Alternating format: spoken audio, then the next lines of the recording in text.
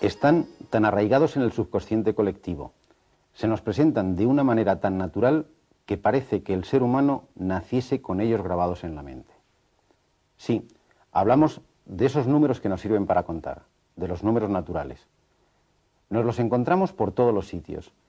Su presencia en la vida cotidiana es tal que hasta pasan desapercibidos.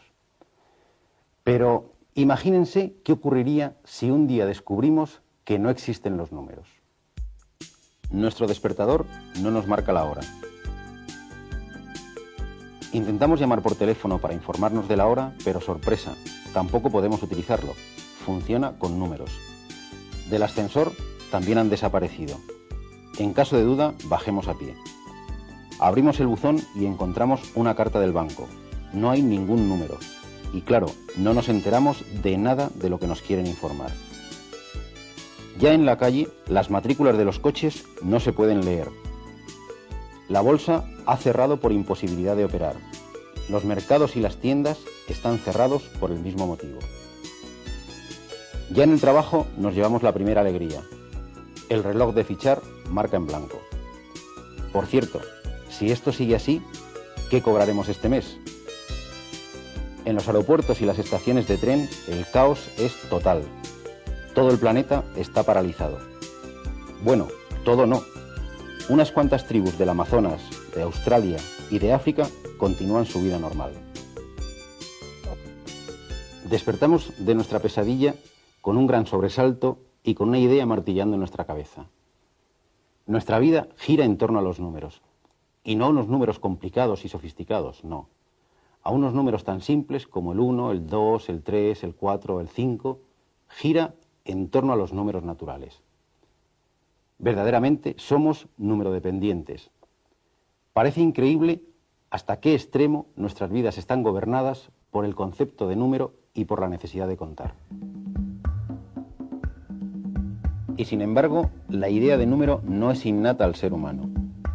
Existen hoy en día pueblos como los zulúes y los pigmeos africanos que solo conocen dos números, uno para designar la unidad y otro para el par. Para nombrar cualquier otra cantidad, dicen simplemente muchos. Nuestros sentidos y nuestra percepción están preparados para distinguir entre 1, 2, 3, 4 y a lo sumo 5 objetos. A partir de esta cantidad, nuestro subconsciente nos sugiere la idea de pluralidad.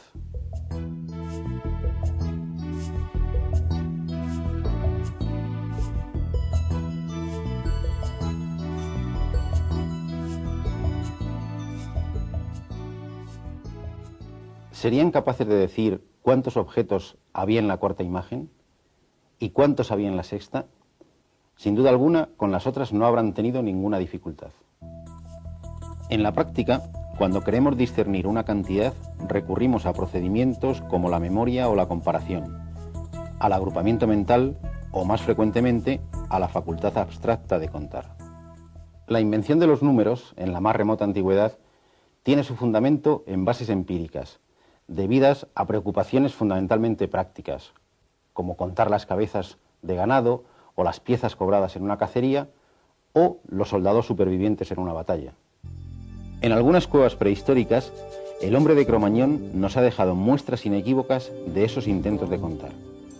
Las muescas en los huesos o las piedras o las pinturas de rayas en las paredes constituyen las primeras manifestaciones escritas de la aritmética, aunque el instrumento más habitual para contar haya sido el cuerpo humano o alguna de sus partes.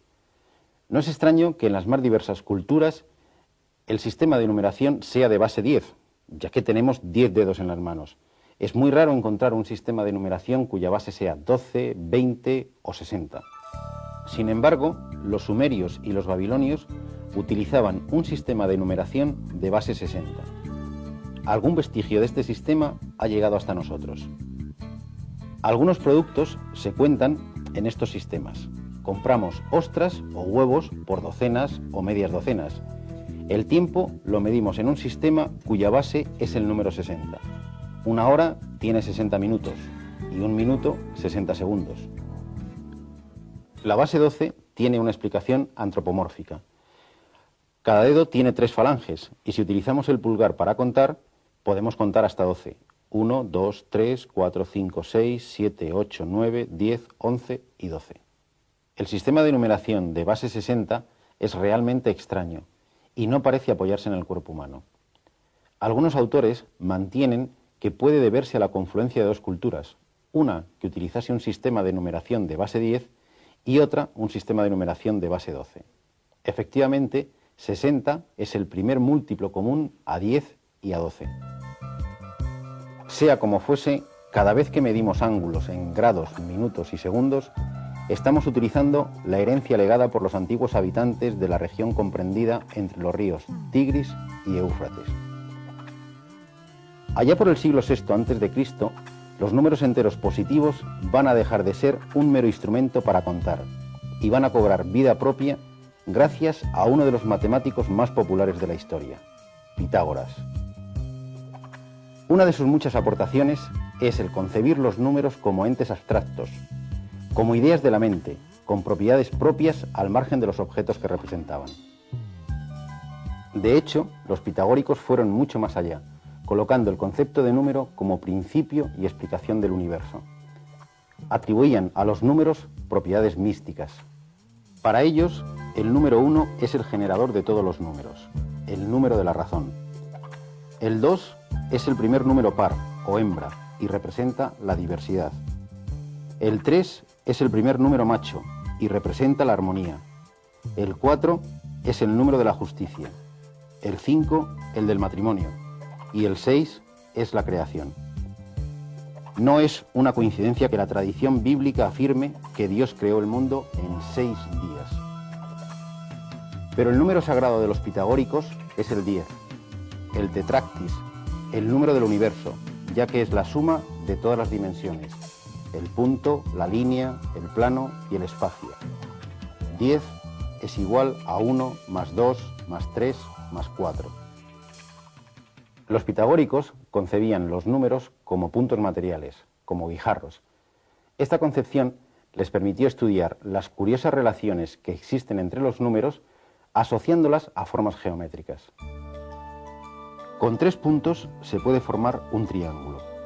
El número 3 es un número triangular. Si a estos 3 puntos les añadimos otra fila de 3, formamos otro triángulo. El número 6 es también triangular. Si añadimos otra fila de 4, tendremos el siguiente número triangular, el 10. Los números triangulares serían 1, 3, 6, 10, 15... De forma análoga, 4 puntos forman un cuadrado, al igual que 9, 16, 25. Estos son los números cuadrados. Podemos formar un pentágono con 5 puntos. Si añadimos otros 7 puntos, tendremos otro pentágono. Obtenemos así los números pentagonales: 1, 5, 12, 22, 35. Los números hexagonales son los que forman hexágonos: 1, 6, 15, 28. Siguiendo esta visión geométrica, hay números que forman rectángulos.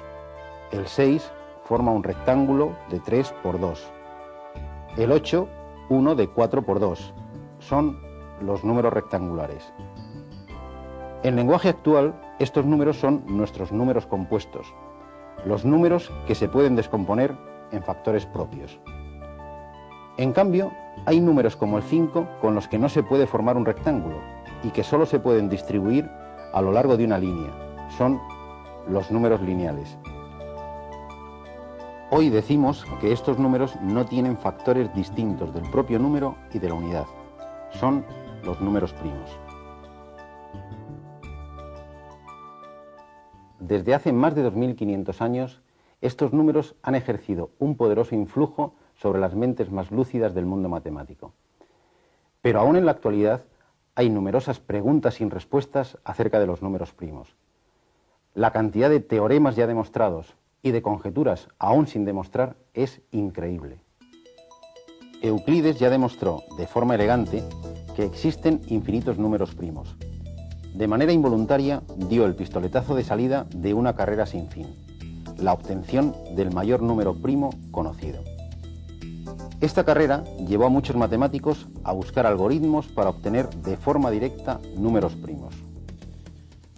Pero a lo largo de la historia nadie ha encontrado una fórmula que de manera automática genere exclusivamente números primos, aunque el hombre no desiste en su intento por lograrlo.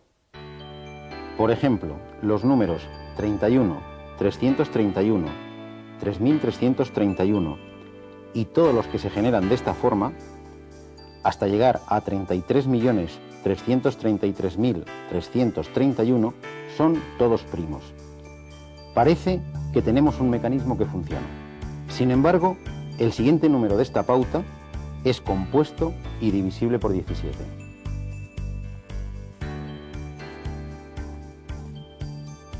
Hay fórmulas que producen grandes cantidades de números primos. Por ejemplo, n cuadrado más n más 41 o n cuadrado más n más 17. Estas dos fórmulas producen gran cantidad de números primos al ir cambiando la n por números enteros. Sin embargo, de vez en cuando el resultado es un número compuesto. En la primera expresión se generan 40 números primos ininterrumpidos, al cambiar la n por 0, 1, 2, hasta 40. Por desgracia, al cambiarla por 41, obtenemos un número compuesto.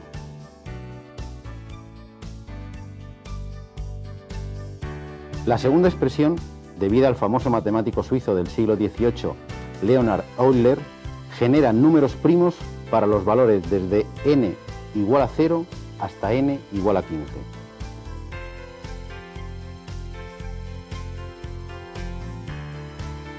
Otra fábrica de números primos son los números de la forma 2 elevado a n menos 1, descubiertos por Mersenne. Estos números generan multitud de números primos, pero por desgracia de vez en cuando fallan. En 1994, el número primo conocido más grande era este, un número de Mersenne, un número que tiene 258.716 cifras. Mientras el ordenador sigue buscando, los números primos nos plantean otros interrogantes. Los números primos aparecen frecuentemente en parejas de números impares consecutivos. Por ejemplo, el 3 y el 5, el 11 y el 13, 17 y 19, se les llama gemelos. Uno de los retos de la teoría de números es demostrar que existen infinitos números primos gemelos. Muchas otras conjeturas no demostradas pueblan el universo de los números primos. Las más populares se deben a Goldbach, matemático prusiano del siglo XVIII. La denominada conjetura fuerte afirma que todo número par mayor que 4 es la suma de dos números primos impares.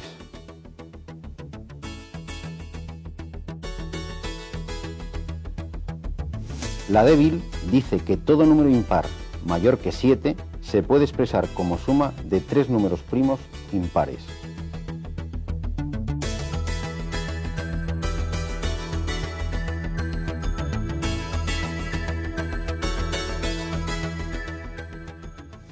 En 1742, Goldbach le escribió sus sospechas a Euler.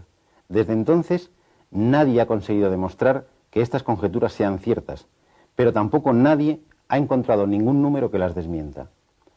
En la actualidad, los grandes ordenadores han probado que ambas son ciertas en el primer millón de números.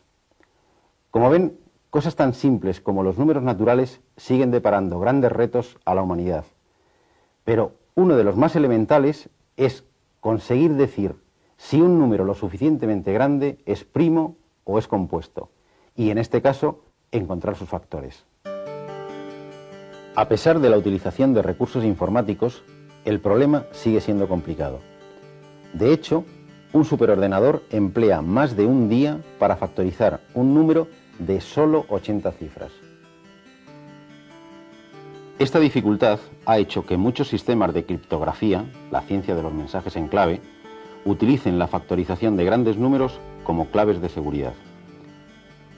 El sistema de cifrado de clave pública más empleado se basa en el hecho de que es fácil encontrar dos números primos grandes, P y Q, y multiplicarlos para obtener otro número, N, que va a ser la base del cifrado.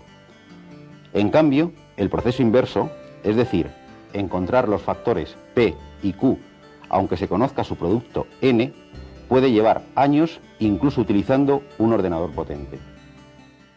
Parece una ironía de la historia que justo en una época de desarrollo increíble de las comunicaciones, la mejor arma para ocultar nuestros mensajes a observadores indeseados sea precisamente uno de los inventos más antiguos de la humanidad, los números naturales. Por cierto, intenten descubrir si es primo este número, 131.071. Intenten encontrar sus factores. Paciencia y suerte.